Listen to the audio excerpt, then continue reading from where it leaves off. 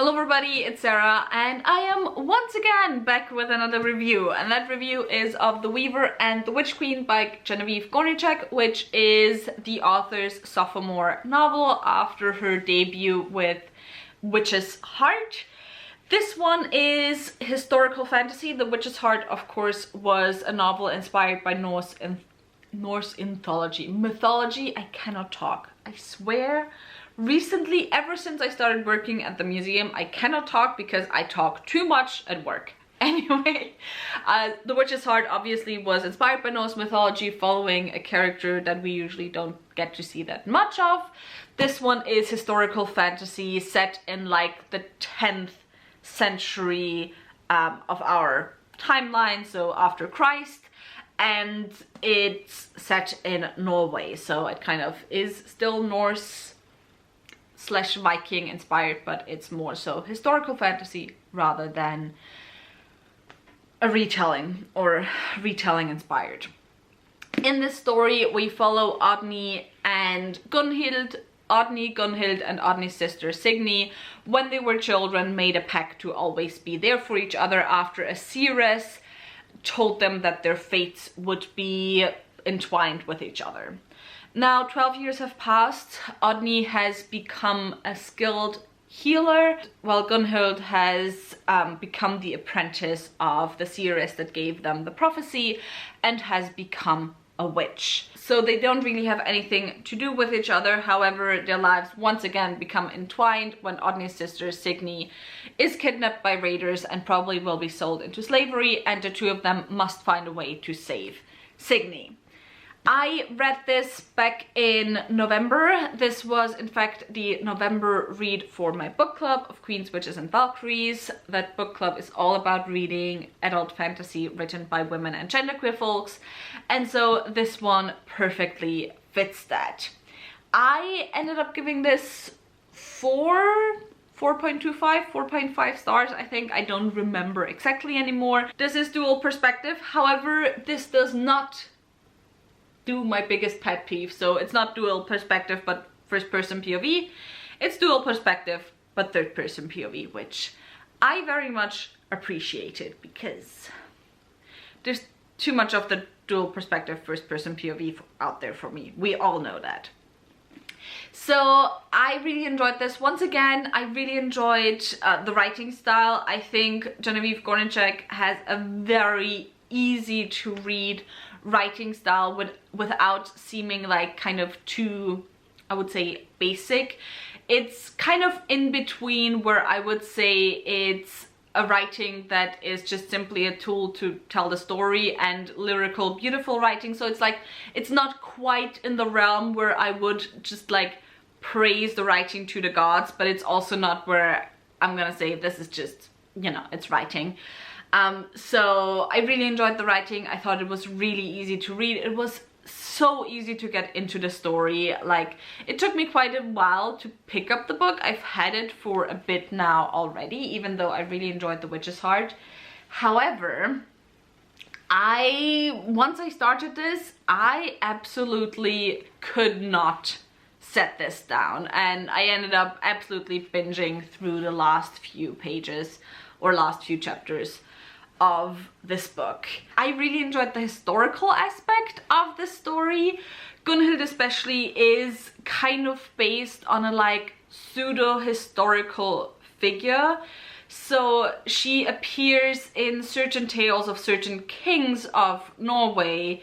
Eric Bloodaxe, I think his name is called, plays a very big role in this story, and she in some tales is his wife. However, those tales are kind of like, we're not quite sure how historically accurate those tales are, basically. So we don't know if Gunhild actually existed. She was said in those tales to be a witch, so that does kind of follow this story as well.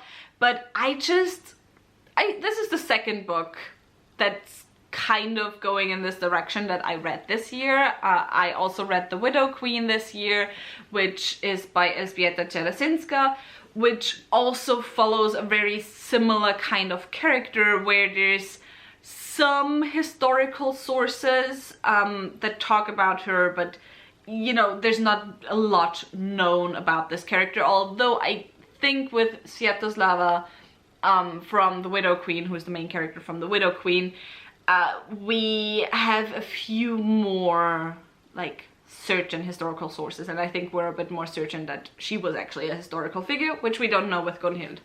The other funny thing is, I finished the story and I tried to find out which Eric we're talking about exactly right now, which wasn't that easy because there's way too many King Erics in Norwegian history, by the way, and I don't think, at least I didn't remember if there was a specific time. Yeah, it's literally just early 900s Norway. That's the time we're given. I was very happy to find out that like one of the characters in The Widow Queen, as well as one of the characters in The Children of Gods and Fighting Men, who's the same character as the character in The Widow Queen, is a son of one of the minor side characters within this book and the grandson of the villain in this book. Which once again is incredibly hard to find out because like literally all the kings and people in Norway around the time were called either Olaf, Eric, or Harold. And then you had like Olaf, who had a son who was Eric, so it was Eric Olaf's son. And then the son of the Eric was called Olaf, so it was Olaf Eriksson. It was confusing, is what I'm saying. And after I finished this book, I literally spent like an hour trying to figure out who the exact historical figures were, which was a lot of fun. It's just, I really need to read more about Scandinavian history, and it was just interesting and funny to me that in the same year I read 3 books that were pretty much covering the same timeline and were very, you know, along the same lines. Anyway, I've been rambling about that too much. Can you tell that I really enjoy history? But yeah, if I compare it actually to the 2 books that I just talked about, I think if you enjoyed either of those books, you will really enjoy The Witch and the Widow Queen. No, The Weaver and the Witch Queen. Too similar of names. Anyway, I think you will really enjoy this book because this book is kind of pretty much the perfect mixture of Children of Gods and Fighting Men, as well as The Widow Queen, because it's slightly less political but more magical than The Widow Queen. So if that was too confusing and too many different moving elements, this one had less moving elements, also because of who it focused on. So, and the, like how the story was focused, which was not centered around the politics, but centered around getting Signy back. And it's similarly magical, maybe a little less magical than Children of Gods and Fighting Men, but a little bit more political.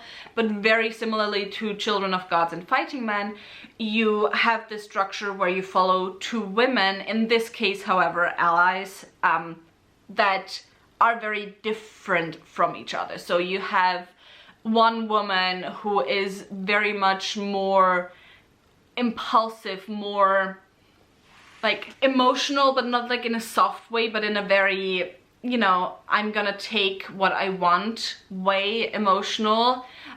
Maybe quote unquote slightly more in the way that she's portrayed, slightly more traditionally masculine, but not in a way necessarily where she fights and where she's very physical, but more so in a way where she's very self-centered and, and selfish, but still, you know, wants for other people. Although I would not at all compare Gunhild to what's her name? It wasn't Fola, it was Gormla.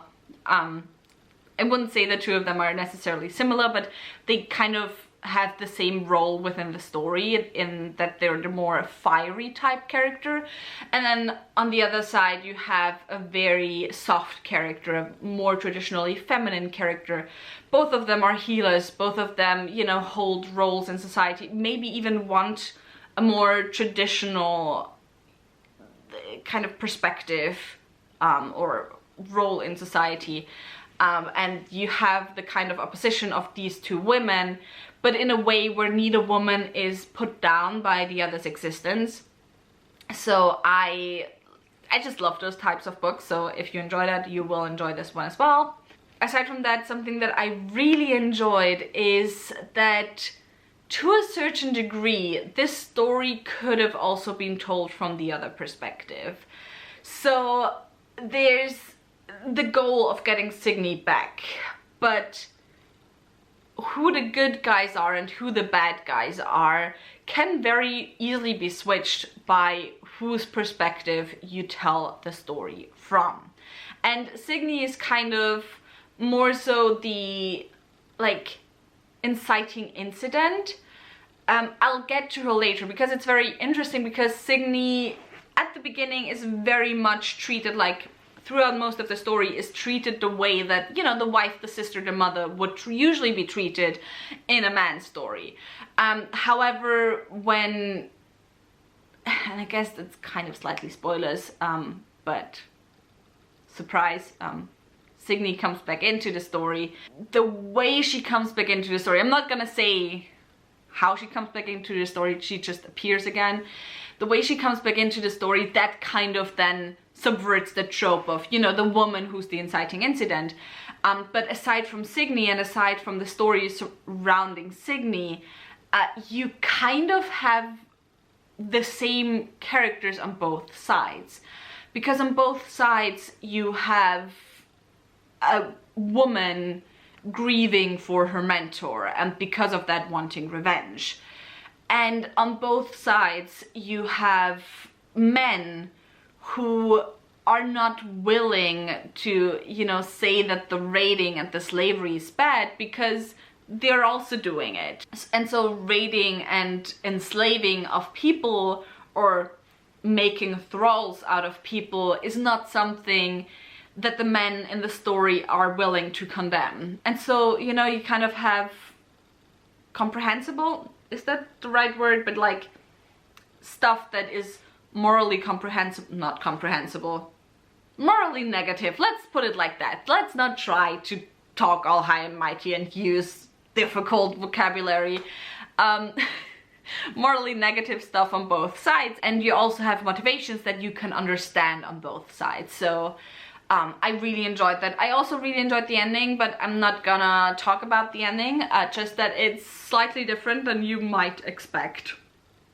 And the last thing that I enjoyed was the queer representation within the story. So yeah, overall I can highly recommend the book. I really enjoyed myself, and I hope if you pick it up then you will too. If you have read the book, tell me your comments down below. Otherwise, if you enjoyed this video, maybe think about giving me a thumbs up and also maybe subscribing. All the links to my social media as well as to my book club are linked down below, so go and check those out. And I hope I'll see you very soon. Bye!